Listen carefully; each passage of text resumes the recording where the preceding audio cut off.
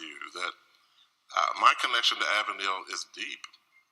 And though I represent this entire city, I'm not bashful about saying to you, I've not forgotten where I came from. I grew up in Avondale. I not only grew up in Avondale, I went to school in Avondale. I sold papers on the corner of Rockdale and Reading Road as a small child. The first job I had in the police department was to patrol the very streets where I grew up, to police the people who watched me grow up. Avondale is a community that I have seen change over the years, and for the most part, not for the better. The Avondale I grew up in was a community that had grocery stores, movie theaters, barbershops, jewelry stores, specialty stores, delicatessens, drug stores, car dealerships, and on and on and on. In fact, it was a thriving community. And in 1967, 1968, I was a young police officer, and in 68 at the corner of Rockdale and Reading Road, the community I grew up in went up in flames. And some of the people I grew up with threw rocks and bottles at me because I wore the uniform. And I represented something that many people were rebelling against. That was a tough time to be a black person in a blue uniform. But it was the neighborhood I grew up in, and I understood what people were upset about. And I'm saying all that to say to you today that I understand what many people in Avondale are upset about today. And the focus is on the wrong thing. It's not that people don't respect the hospital. It's not that people don't understand the mission of the hospital. It's not that people in Avondale have not benefited if they've had to take children to that hospital from the excellent care that is given to children and to their families. That's a non-issue. The issue is one that we continue to overlook. The issue is an issue of neighborhood. It's an issue of place. It's an issue of being able to belong. It's an issue of living in a neighborhood with institutions that are a part of you and that they're not steamrolling you and running you over. That's the issue that's in front of us today. Children's Hospital needn't feel unappreciated or not wanted.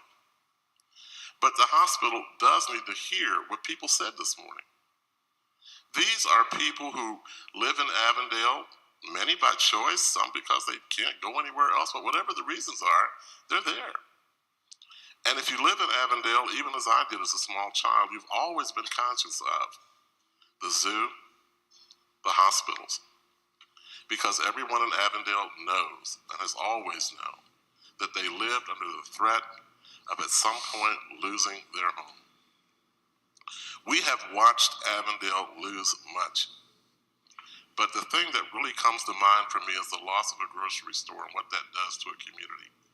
And some people say, well, it's really no big deal. You just go to the next nearest store. That is what people do.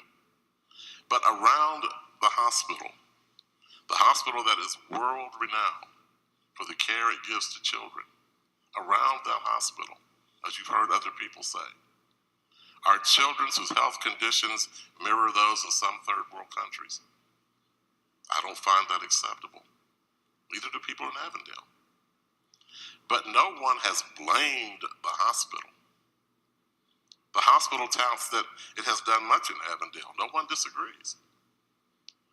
But the reality simply is that for all we've done, there's so much more that needs to be done. Does Children's Hospital really object to that? I'm not sure. And I think it's been a real disservice to make it appear that people in Avondale are trying to shake the hospital down or hold the hospital hostage. Everyone knows that Children's wants to leave. There's no one who can make you stay. But everyone's glad you're there. But if you're going to be there, people are simply saying to you, think of what this expansion is doing to a neighborhood that is constantly losing the things that hold a neighborhood together, that is constantly losing the things that affect the quality of life in such a way that it's difficult. It's difficult to want to stay there. If you live on Harvey Avenue, behind the Burnett Avenue corridor, you wake up every day and you look at a parking garage. And I'm going to ask you, how many people would like that to be their view every morning when they come out? I'm saying to you that when you expand the hospital the way you plan to do, it's a beautiful looking facility. But how many people really want to live across the street or very near that. We're talking about a neighborhood you're going to put a big box in and say that you're a neighbor. I'm simply saying to you, there's probably a better way to do this. Now, I know the hospital disagrees because you've made a point of saying that you've met with the community at Rockdale Elementary School or Rockdale Academy, and obviously people who want to be there were there, and that these decisions were made with community input.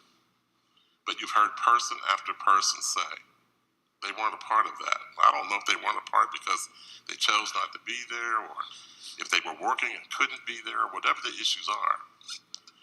But I also know that we often talk about people showing up at the 11th and a half hour and wanting to change everything. I simply submit to you, how is it ever too late to express a concern about where you live and how you're going to be impacted? We get business deals thrown in front of us all the time. We barely get a chance to review. We have constant complaints of, we've just gotten, we haven't had a chance to read it yet, we're expected to vote on it. We're deluged all the time with things that have urgent deadlines. We pass emergency clauses to make things hurry up and happen. But in a neighborhood that affects so many people, is there really that kind of an emergency that we have to move so quickly that people feel that they get steamrolled? Is that the way we really do business here? Finally, let me just say to you that there are some people who are saying that this is a race thing, that we're playing race politics. I really don't want to go there. But this is Cincinnati and this is the United States of America, and what I have to say to you, race always enters into this, every discussion we have. It's the reason that we have issues of environmental justice. And we know what that means. Poor and underrepresented communities get dumped on. Avondale's been dumped on enough. The reality is, it's a neighborhood that has its share of social services, its share of hospitals, its share of everything, but what people want, a chance to uplift and to grow. The hospital can be instrumental in that. Look north to Cleveland. You know about Cleveland Clinic, a world-class facility. Walk outside 2 blocks in any direction, you've got abject poverty. We don't want that in Cincinnati. I don't believe Children's Hospital wants that in Cincinnati. We have a chance to work together to make your expansion plan be a plan that not only benefits the hospital, but benefits the people around you. You can't find anything wrong with that.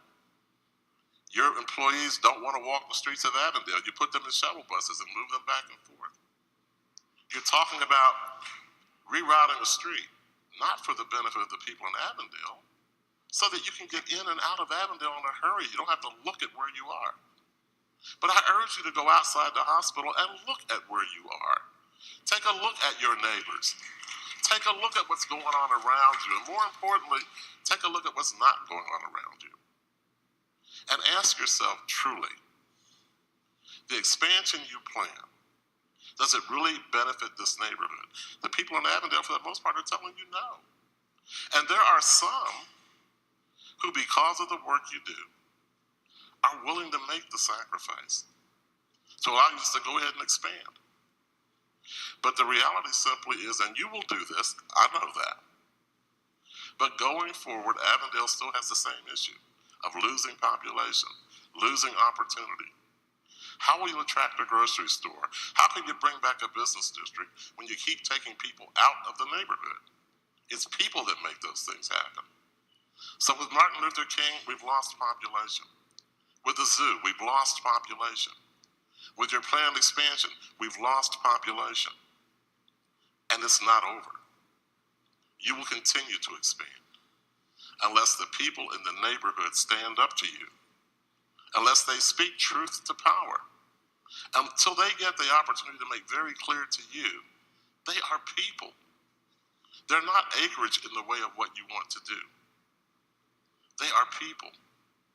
They are people who have needs. You say you're going to bring jobs. We know that you will, but I can count, and I bet you can count, the number of people who live in Avondale who work at that hospital. And I am willing to bet that those of you who sat down and made this plan did not at the very inception involve your neighbors in that planning. I'm also willing to bet that those of you who sat down and made this plan didn't have many, and perhaps not any, people who look like me in that process. I'm willing to believe that the decision makers at the hospital don't reflect much in the way of diversity.